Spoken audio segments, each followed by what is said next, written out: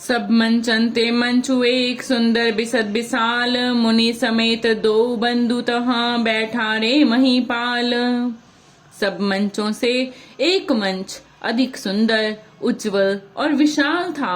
स्वयं राजा ने मुनि सहित दोनों भाइयों को उस पर बैठाया। प्रभु ही देखी सब नृप ही हारे, जन राकेश उदय भय तारे। अस प्रतीति सबके मन माही, राम चाप तोरब सक नाही। प्रभु को देखकर सब राजा हृदय में ऐसे हार गए, निराश एवं उदासीन हो गए, जैसे पूर्ण चंद्रमा के उदय होने पर तारे प्रकाशहीन हो जाते हैं।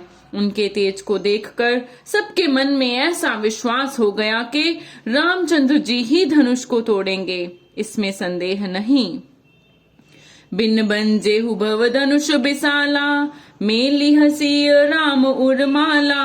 अस बिचारी गवनहु घर बाई, जस प्रताप बलु तेज गवाई। इधर उनके रूप को देखकर सबके मन में ये निश्चय हो गया कि शिव जी के विशाल धनुष को जो संभव है ना टूट सके, बिना तोड़े भी सीता जी श्री रामचंद्र जी के ही गले में जयमाल डालेंगी, अर्थात दोनों तरह से ही हमारी हार होगी और विजय श्री रामचंद्र जी के हाथ रहेगी। यूं सोचकर वे कहने लगे, हे भाई, ऐसा विचार कर यश, प्रताप, बल और तेज गवाकर अपने अपने घर चलो। बिहसे अपर भूप सुनि बानी, जे अभिवेक अंध अभिमानी। तोरे हु धनुष ब्याहु अवगाहा, बिन तोरे को कुंवर बियाहा। दूसरे राजा जो अविवेक से अंधे हो रहे थे और अभिमानी थे, ये बात सुनकर बहुत हंसे। उन्होंने कहा, धनुष तोड़ने पर भी विवाह होना कठिन है, अर्थात सहज ही में हम जानकी को हाथ से जाने नहीं देंगे। फिर बिना तोड़े तो राजकुमारी को ब्याह ही कौन सकता है। एक बार कालो किन हो, सियहित समरज तब हम सोऊ। ये सुनी अवर महिप मुस्काने, धर्मशील हरि भक्त सयाने। काल ही क्यों ना हो, एक बार तो सीता के लिए उसे भी हम युद्ध में जीत लेंगे। ये घमंड की बात सुनकर दूसरे राजा जो धर्मात्मा, हरि भक्त और सयाने थे, मुस्कुराए। सिय बियाह बिराम गरब, दूरी करी नृपन के। जीती को सक संग्राम, दशरथ के रन बांकुरे। उन्होंने कहा, राजाओं के गर्व दूर करके जो धनुष किसी से नहीं टूट सकेगा, उसे तोड़कर श्री रामचंद्र जी सीता जी को ब्याहेंगे। रही युद्ध की बात, सो महाराज दशरथ के रन में बांके पुत्रों को युद्ध में तो जीत ही कौन सकता है।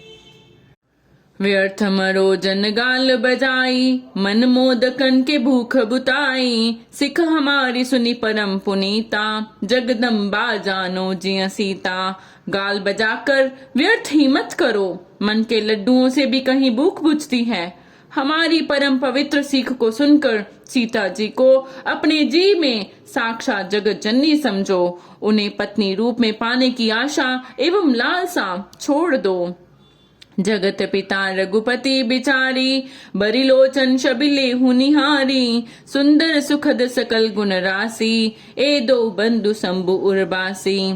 और श्री रघुनाथ जी को जगत का पिता परमेश्वर विचार कर नेत्र भर कर उनकी छवि देख लो। ऐसा अवसर बार बार नहीं मिलेगा। सुंदर सुख देने वाले और समस्त गुणों की राशि ये दोनों भाई शिव जी के हृदय में बसने वाले हैं। स्वयं शिव जी भी इन्हें सदा हृदय में छिपाए रखते हैं।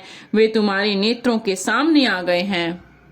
सुधा समुद्र समीप बिहाई, मृग जलु निरख मरो कत धाई। करो जाए जा कहूँ जोई भावा, हम तो आज जन्म फल पावा। समीप आए हुए भगवत दर्शन रूप अमृत को के समुद्र को छोड़कर तुम जगत जननी जानकी को पत्नी के रूप में पाने की दुराशा रूप मिथ्या मृग जल को देखकर दौड़कर क्यों मरते हो।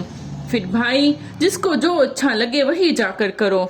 हमने तो श्री रामचंद्र जी के दर्शन करके आज जन्म लेने का फल पा लिया, जीवन और जन्म को सफल कर लिया। अस कही बले भूप अनुरागे, रूप अनूप बिलोकन लागे। देखे सुर नभ चढ़े विमाना, बरसे सुमन करे कल गाना। ऐसा कहकर अच्छे राजा प्रेम मगन होकर श्री राम जी का अनुपम रूप देखने लगे। मनुष्यों की तो बात ही क्या, देवता लोग भी आकाश से विमानों पर चढ़े हुए दर्शन कर रहे हैं और सुंदर गान करते हुए फूल बरसा रहे हैं। जानसु अवसरु सिय तब, पठई जनक बोलाई। चतुर सखी सुंदर सकल, सादर चली लवाई। तब सुअवसर जानकर जनक जी ने सीता जी को बुला भेजा। सब चतुर और सुंदर सखियां आदर पूर्वक उन्हें लिवा चली। सिय शोभा नहीं जाई बखानी, जगदम्बिका रूप गुण खानी। उपमा सकल मोहे लगु लागी, प्राकृत नारी अंग अनुरागी। रूप और गुणों की खान जग जननी जानकी जी की शोभा का वर्णन नहीं हो सकता। उनके लिए मुझे काव्य की सब उपमाएं तुच्छ लगती हैं, क्योंकि वे लौकिक स्त्रियों के अंगों की अनुराग रखने वाली हैं, अर्थात वे जगत की स्त्रियों के अंगों को दी जाती हैं। काव्य की उपमाएं सब त्रिगुणात्मक माइक जगत से ली गई हैं। उन्हें भगवान की स्वरूपा शक्ति श्री जानकी जी के अप्राकृत चिन्मय अंगों के लिए प्रयुक्त करना उनका अपमान करना और अपने को उपहासास्पद बनाना है। सिय बरनी तेई उपमा देई, कुकबि कहाए अजसु को लेई। जो पट तरेती असमसिया, जग असि जुबति कहाँ कमनिया। सीता जी के वर्णन में उन्हीं उपमाओं को देकर कौन कुकवि कहलाए और अपयश का बागी बने। अर्थात सीता जी के लिए उन उपमाओं का प्रयोग करना सुकवि के पद से च्युत होना और अपकीर्ति मोल लेना है। कोई भी सुकवि ऐसी नादानी एवं अनुचित कार्य नहीं करेगा। यदि किसी स्त्री के साथ सीता जी की तुलना की जाए तो जगत में ऐसी सुंदर युवती है ही कहाँ जिसकी उपमा उन्हें दी जाए। गिरा मुखर तन अरद भवानी, रति अति दुखित अतनुपति जानी। विषबारुनी बंधु प्रिय जेही, कहे रमा सम किमि बैदेही। पृथ्वी की स्त्रियों की तो बात ही क्या, देवताओं की स्त्रियों को भी यदि देखा जाए तो हमारी अपेक्षा कहीं अधिक दिव्य और सुंदर हैं। तो उनमें सरस्वती तो बहुत बोलने वाली हैं। पार्वती अर्धांगिनी है, अर्थात अर्ध नारी नटेश्वर के रूप में उनका आधा ही अंग स्त्री का है, शेष आधा अंग पुरुष शिव जी का है। कामदेव की स्त्री रति पति को बिना शरीर का जानकर बहुत दुखी रहती हैं और जिनके विष और मद्य जैसे समुद्र से उत्पन्न होने के नाते प्रिय भाई हैं, उन लक्ष्मी के समान तो जानकी जी को कहा ही कैसे जाए। जो शबि सुदा पयो निधि होई, परम रूप मय कच्छपु सोई। शोभा रजु मंदरु सिंगारू, मथे पानी पंकज निज मारू। जिन लक्ष्मी जी की बात ऊपर कही गई है वे निकली थी खारे समुद्र से, जिसको मथने के लिए भगवान ने अति कर्कश पीठ वाले कच्छप का रूप धारण किया। रस्सी बनाई गई, महान विषधर वासुकी नाग की मथाने का कार्य किया। अतिशय कठोर मंदराचल पर्वत ने और उसे मथा सारे देवताओं और दैत्यों ने मिलकर। जिन लक्ष्मी को अतिशय शोभा की खान और अनुपम सुंदरी कहते हैं, उनको प्रकट करने में हेतु बने ये सब असुंदर एवं स्वाभाविक ही कठोर उपकरण। ऐसे उपकरणों से प्रकट हुई लक्ष्मी श्री जानकी जी की समता को कैसे पा सकती हैं? हाँ, इसके विपरीत यदि शवि रूपी अमृत का समुद्र हो, परम रूपमय कच्छप हो, शोभा रूप रस्सी हो, श्रृंगार रस पर्वत हो और उस शवि के समुद्र को स्वयं कामदेव अपने ही कर कमल से मथे। यही विधि उपजे लच्छी जब, सुंदरता सुख मूल। तदपि सकोच समेत कभी, कहे सिय समतूल। इस प्रकार का संयोग होने से जब सुंदरता और सुख की मूल लक्ष्मी उत्पन्न हो तो भी कवि लोग उसे बहुत संकोच के साथ सीता जी के समान कहेंगे। जिस सुंदरता के समुद्र को कामदेव मथेगा वह सुंदरता भी प्राकृत लौकिक सुंदरता ही होगी, क्योंकि कामदेव स्वयं भी त्रिगुणमयी प्रकृति का ही विकार है, अतः उस सुंदरता को मथ कर प्रकट की हुई लक्ष्मी भी उपर्युक्त लक्ष्मी की अपेक्षा कहीं अधिक सुंदर और दिव्य होने पर भी होगी प्राकृतहीन, अतः उसके साथ भी जानकी जी की तुलना करना कवि के लिए बड़े संकोच की बात होगी। जो सुंदरता से जानकी जी का दिव्य अति दिव्य परम दिव्य विग्रह बना है, वह सुंदरता उपर्युक्त सुंदरता से भिन्न अप्राकृत है। वस्तुतः लक्ष्मी जी का अप्राकृत रूप भी यही है।